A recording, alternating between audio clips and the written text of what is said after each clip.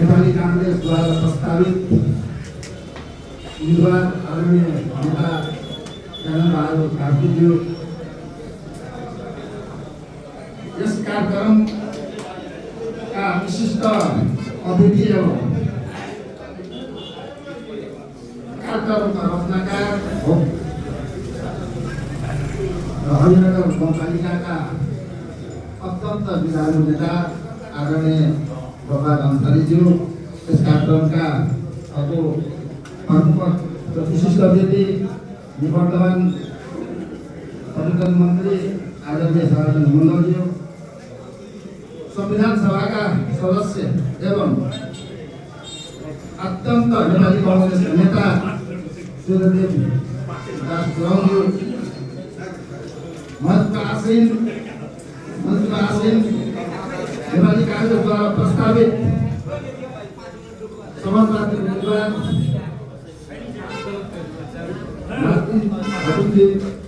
मञ्चमा आसीन आदरणीय म सबैको नाम लिन सक्छु, सबैको पाबन्दीले गर्दा म यहाँ मञ्चमा आसीन आदरणीय हाम्रा नेतागण र यहाँ उपस्थित ऐतिहासिक नगरीका इतिहास रच्न सक्ने सामर्थ्य देखाउनेका हरेक इतिहासका हरेक कालखण्डमा चट्टान जस्तो यात्राको लागि गन्तव्यको लागि चट्टान जस्तो उभिने सामर्थ्य बनेका आदरणीय दाजुभाइ तथा दिदीबहिनीहरू सबैमा म अस्सलामु अलैकुम भन्न चाहन्छु। स्वीकार अस्सलामु अलैकुम, जय नेपाल। सबैको पाबन्दी छ र म आफ्नै घरमा, यो त मेरो घर हो रामनगर बुढा, हामी त यहाँबाट बसेको गाउँको हो। अहिले हजुर दाइहरूलाई नि कहाँबाट आउनुभयो भनेर भोजपुर खोजेर तुमको कहाँबाट सोध्नु भन्ने चलन छ नि, तर मलाई चाहिँ कहाँबाट आयो भने म त बुढाबाट आएको पो भन्छु त बोकामा, किनभने मेरो यीबाट मेरो बाउको राजनीतिको पहिचान जोडिएको हुनाले यो अत्यन्त उर्वरभूमि र हरेक चिजको सामना गर्ने सामर्थ्य बोकेको भूमिमा म आज धेरै कार्यक्रमहरू हुँदै गर्दा म नेपाली काङ्ग्रेसका साथीत्वप्रति आदरणीय केन्द्रीय नेता मार्फत आभार व्यक्त गर्न चाहन्छु।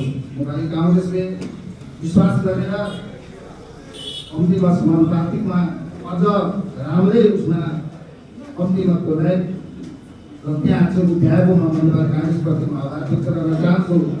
साथै म आदरणीय नेता बिच छु, म आज कार्यकर्ता बिच पनि छैन, के अरे पब्लिक बिच पनि छैन, म नेताहरूको बिच छु र नेताहरूलाई मलाई लाग्छ यो अनुहारलाई मैले काङ्ग्रेसको बारेमा प्रजातन्त्रको बारेमा मेरो हैसियतले यसो गर्नुहोस् यो हो भने नयाँ कुरा भन्नुपर्ने मलाई लाग्छ। मेरो शब्दमा शब्दहरू छैन, किनभने उहाँहरूमा आफैमा पनि एक किसिमको जुनून छ र राजनीति बुझ्ने र राजनीतिलाई आत्मसात गर्ने र त्यसमा निर्णय लिने सामर्थ्य बोकेको उपस्थिति छ। तथापि म यहाँ आदरणीय महानुभावहरूसँग दुई चारवटा कुरा मात्रै म राख्न चाहन्छु।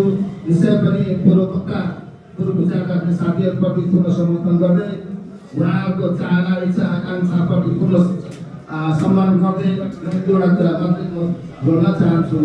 त्यो के हो भने यो चुनाव निश्चय पनि अरू चुनावभन्दा अस्वाभाविक चुनाव हो। स्वाभाविक चुनाव चाहिँ होइन, स्वाभाविक चुनाव त 5 वर्षमा हुन्थ्यो, यो अस्वाभाविक चुनाव हो। र निश्चय पनि यो अस्वाभाविक चुनाव एउटा अत्यन्त महत्त्वपूर्ण अर्थ राख्ने भएको हुनाले यसमा खास गरी नेपाली काङ्ग्रेसको लागि गरेर मरको अवस्था छ। किनभने नेपाली काङ्ग्रेसको नेतृत्वमा स्वर्गीय नेता आदरणीय सुशील कोइरालाको नेतृत्वमा दोस्रो संविधान सभाको चुनाव पश्चात जुन संविधान बनाउने उहाँको काङ्ग्रेसको नेतृत्व भयो, त्यो संविधान अहिले जोडिनु नेपाली काङ्ग्रेसको द्वारा निर्मित संविधान अहिले चलिरहेको छ, लागू छ यो मुलुकमा, त्यो संविधान जोखिममा हुनाले त्यो संविधानको रक्षाको खातिर पनि नेपाली काङ्ग्रेस आफ्ना सानातिना कुराहरू निश्चय पनि हामी काङ्ग्रेस छौँ र हाम्रो बिच बोल्ने स्वतन्त्रता छ, हाम्रो बिच मनमा लागेका कुराहरू राख्ने छुट छ काङ्ग्रेस। त्यसले गर्दा यसपालि हामी सानो कुराहरूलाई सामुदायिक चाहनाहरूलाई थापी राखेर यसपालिको चुनावलाई अलिक फरक सन्दर्भ फरक सोचको साथ यो चुनावमा जित्नुपर्ने अवकाश र यो नेपाली काङ्ग्रेसको कालमा आएको जिम्मेवारी हो। यहाँ विचारका हुने साथीहरूमा कता कता मूलमा तपाईँहरू छैन भनेर म एउटा कुरा भन्छु। यहाँ चाहिँ हामी नेपाली काङ्ग्रेस संसदीय 4 नम्बर क्षेत्रमा हामी बिच कतै तिक्तता छैन। म यहाँलाई म विश्वास गर्न चाहन्छु। आज हाम्रो बिच क्षेत्र सभापतिजी व्यस्तताको कारणमा आएको हो। उहाँले मलाई फोन गरेको आज उहाँ अध्यक्ष पनि हुनुहुन्छ। घोषित प्रदेशभित्रको चाहिँ सभाको अध्यक्षहरूको अध्यक्ष हुनुहुन्छ उहाँ। कार्य व्यस्तता हुन्छ। तपाईँहरूलाई थोरै पनि म तपाईँलाई विश्वास गर्न चाहन्छु काङ्ग्रेस बिच थोरै पनि मतमतान्तर छैन र मतमतान्तर नरहनुको कारण हो कि म भुटावासीको नाताले म यो चुनावको पूर्व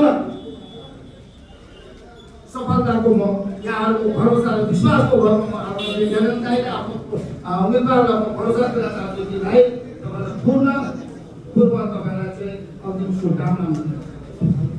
यो एकता नै एउटा परिणाम ल्याउने शक्ति हो। त्यसले गर्दा तपाईँहरू र गोपालजी धेरै उतार चढाव भोग्यो नेता कहिलेकाहीँ समयले पनि बनाउँछ, कहिले परिस्थितिले बनाउँछ। परिस्थितिले बनेको नेता, समयले बनेको नेता चुनौती गरिरहन्छ। तर भुइँबाट आएका नेता, गाउँबाट आएका नेता स्वयंको लागि स्वयं रहन्छ। हरेक चुनौतीसँग लड्ने प्रेरित क्षमतावान नेता उहाँ हुनुहुन्छ र निश्चय पनि एक भएपछि एकताले एउटा राम्रो परिणाम ल्याउँछ। र एउटा यहाँ युवाहरूको पनि मात्रै उपस्थिति देख्छु म परिवर्तन। यहाँ पत्रकार मित्र साथीहरू पनि हुनुहुन्छ। मलाई लाग्दछ नेपाली काङ्ग्रेस यो मुलुकमा जति पार्टीहरू छन् सबभन्दा बढी परिवर्तन नेपाली काङ्ग्रेसले देखाएको छ। विश्वास हुने गरी परिणाम दिएको छ। योभन्दा पनि परिवर्तन हुन्छ। आज पार्टीभित्रको आमूल परिवर्तन, एउटा पार्टीभित्रको युवाहरूले दिएको जुनुन, दिएको एउटा चाहिँ सञ्चारको प्रसङ्ग गरेको छ। त्योभन्दा पनि परिवर्तन हुन्छ।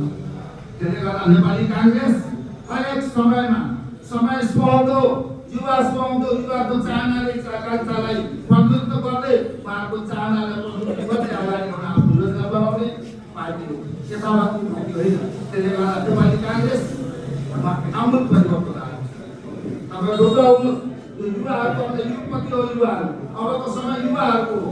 युवाहरूले पनि आफ्नो काम बलियो बनाउन सक्नुपर्छ। अलिक गरेता सिक्नुपर्ने हुन्छ। आउनुहोस्, अगाडि बढ्नुहोस्। समय तपाईँहरू। अर्को कुरा म अन्तमा म जहाँ जुन उपस्थित हाम्रा अनुहारहरू बुवाहरूसँग काम गरेको हुन्छ। यो त सौभाग्य कुरा हो। मलाई पनि यहाँहरूसँग काम गर्ने अवसर पर्छ। यहाँसँग मेरो अनुरोध कि हामीले जुन पाएको नेता उहाँ झुट बोल्नुहुन्न, मन पक्नुहुन्न। कतिपय बेलामा त म त कहिलेकाहीँ के हो त बोल्नु नि होइन, कामै नभएको म बोल्दिनँ। एउटा असल मान्छे म असल व्यवहार दिनुपर्छ। र उहाँले बोलेका कुराहरू सबै समयमा पुरा गर्ने प्रयत्न गर्नु। उहाँ अधुरा विकास बोलेका कुरा पुरा गर्नु र उहाँको 2 वर्ष जुन बाँकी रहेको त्यो 2 वर्षमा लाग्छ उहाँले सबै विकास गर्न सक्नुहुन्छ। उहाँले चाहेका बोलेका उहाँको उचाइका कुरा म यहाँसम्म म बस्न चाहन्न। उहाँले चाहना राख्दा हाम्रो बिच यहाँ एकजनामा निवर्तमान मन्त्रीजी पनि हुनुहुन्छ। उहाँले चाहेर अर्को उहाँ जस्तो उहाँको टिम विश्राम नलिन पाउँदै अर्को हाम्रो प्रदेश नम्बर 6 को चाहिँ हाम्रो बोक्राकै सैनिक हाम्रो मन्त्री हुनुहुन्छ।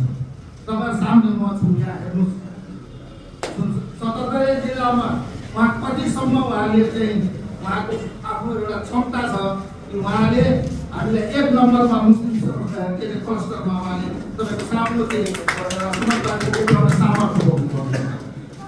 त्यस कारण म भुटावासीको अनुरोध गरेर सानो फोरमका विषयमा